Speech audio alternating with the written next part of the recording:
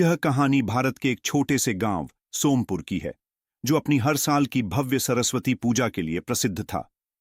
यहाँ लोग देवी सरस्वती को ज्ञान, कला और शिक्षा की देवी मानते थे और पूरे श्रद्धा भाव से उनकी पूजा करते थे।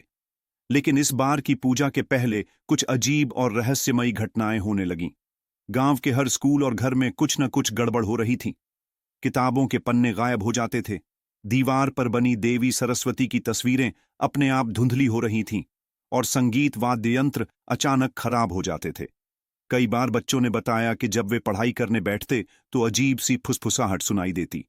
धीरे धीरे पूरे गांव में अफवाह फैलने लगी कि देवी सरस्वती नाराज हैं। गांव के लोग परेशान हो गए। किसी को समझ नहीं आ रहा था कि यह सब क्यों हो रहा है।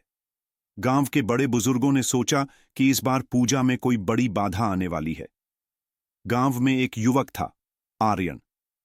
वह बहुत बुद्धिमान और पढ़ाई में होशियार था। एक रात उसने सपना देखा, जिसमें एक सफेद रोशनी के बीच से एक आवाज आई, ज्ञान सिर्फ रटने के लिए नहीं है, इसे सही दिशा में उपयोग करना सीखो। जब तक तुम ज्ञान का सही आदर नहीं करोगे, तब तक सरस्वती का आशीर्वाद अधूरा रहेगा। सुबह होते ही आर्यन ने सपना सबको बताया। बुजुर्गों ने कहा, यह सरस्वती मां का संकेत है। हमें इस बार पूजा में कुछ अलग करना होगा। पूजा की तैयारी शुरू हुई। इस बार गांव के हर व्यक्ति से कहा गया कि वे अपनी सबसे प्रिय चीज, जो उनके लिए ज्ञान या कला का प्रतीक हो, सरस्वती मां के चरणों में अर्पित करें। किसी ने अपनी किताब दी तो किसी ने अपना वाद्य यंत्र। लेकिन तभी पूजा से एक दिन पहले गांव के एक कोने में एक बंद कोठरी में कुछ मिला, जिसने सबको चौंका दिया।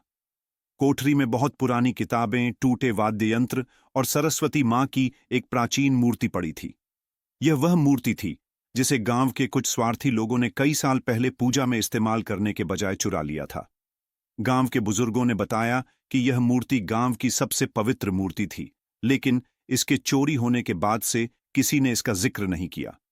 यह सुनकर सब शर्मिंदा हो गए। लोगों ने महसूस किया कि उन्होंने अपने लालच और स्वार्थ के कारण देवी का अपमान किया था। आर्यन ने पहल करते हुए कहा, हमें इस मूर्ति को शुद्ध करना होगा और सच्चे मन से देवी सरस्वती से माफी मांगनी होगी। पूजा की रात सबने देवी के सामने अपने अपने ज्ञान और कला का उपयोग दूसरों की भलाई के लिए करने की कसम खाई। जैसे ही प्रार्थना शुरू हुई, अचानक हवाओं में वीणा की मधुर ध्वनि सुनाई दी। मंदिर में दीपक की लौ तेज हो गई और सरस्वती मां की मूर्ति पर एक अद्भुत सफेद प्रकाश फैल गया।